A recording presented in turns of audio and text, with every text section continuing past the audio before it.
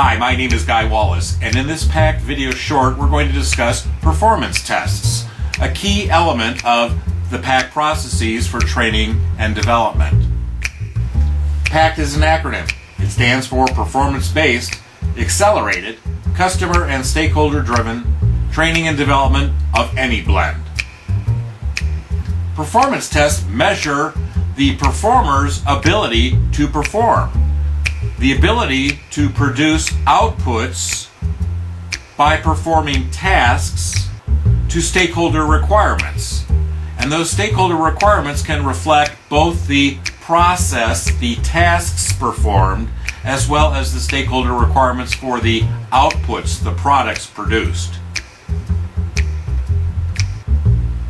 Performance tests are guided by the tester or assessor using testing instruments. These are used to certify or qualify employees for certain types of performance. Tests can include a performance demonstration, doing real work that's never been done before, or doing real work that was done last week and we're just going to redo it for our testing purposes, or a performance simulation, where we're not quite doing real work for whatever problematic reason, it's too costly, it's too dangerous, etc., but we're going to simulate this with as much authenticity as we can emulate. Also, when things are very difficult to replicate for testing purposes, we might do some talk through troubleshooting. Guy, what you'll find when you go look at the first gauge is X. What do you do then? Guy thinks about that and decides, I'm going to go look at this other gauge and see what the reading is over there. And the assessor might ask, well, what if it's positive? What would you do next? And then I would tell them, and they would walk me through, leading me Socratically through a problem, but not giving me too much information, trying to assess whether or not I can figure out what's the next step. They might tell me what I would find in that next step, and then I'm going to give them my response, and they're going to judge the appropriateness of my responses and where I'm going to go next. Performance tests can deal with the new real work, old real work, or simulations of real work. This is really critical to understand. There's nothing more authentic than real work. The format can vary for a qualification or certification performance test. This is a template. It would capture certain information about the performer that's going to be assessed or the learner that's going to be assessed, and it's going to identify the pass-fail criteria and a place for the assessor to designate whether or not the learner performer actually passed or failed, and if they passed, why, if they failed, why, what conditions, what resources they might have during this, what the overall result is, and a place for signatures for everybody involved, the assessor and the candidate.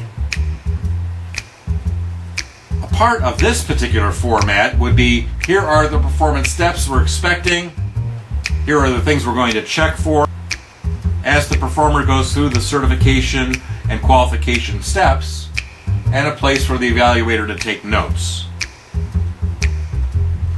The content for a qualification or certification performance test comes from the performance model itself, which identifies the tasks that are to be performed and the outputs and their measures. More detailing may happen when you're creating the actual test than it's on the performance model. That's a function of how detailed did one go when they were generating the performance model data. Is that all at a macro high level, at some mid-level of detail, or is that the micro level of detail where it says press enter now?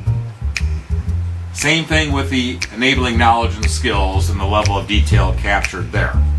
But these two sets of analysis data feed the development of a performance test. Employee qualification and certification systems, including test development, was covered in this 2007 book written by Ray Svensson and myself. For more information about this book, please go to the Resources tab at epic.biz.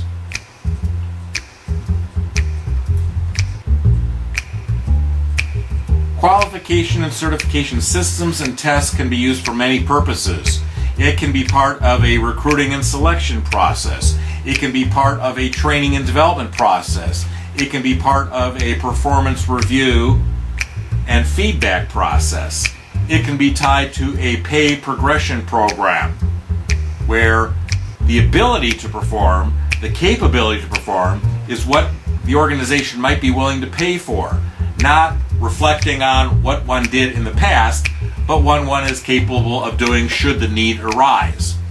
If people are being paid to be firefighters, we hope we never have a fire and they'll never get paid for it if our system pays for the actual performance that they did in the last quarter, month, year, whatever. But if we're paying for capability and we've tested them and we know that they can fight a fire, we might be willing to pay for that capability to be at the ready inside the enterprise. A qualification and certification performance test development process follows the same structure of an MCD and an IAD effort. In fact, if it's being done as part of an MCD effort in a course, it's developed under the MCD framework. But if that's all that's being produced and no other instructional and information content, simply the performance tests are being produced for whatever reason, then the IAD structure is used to guide the effort.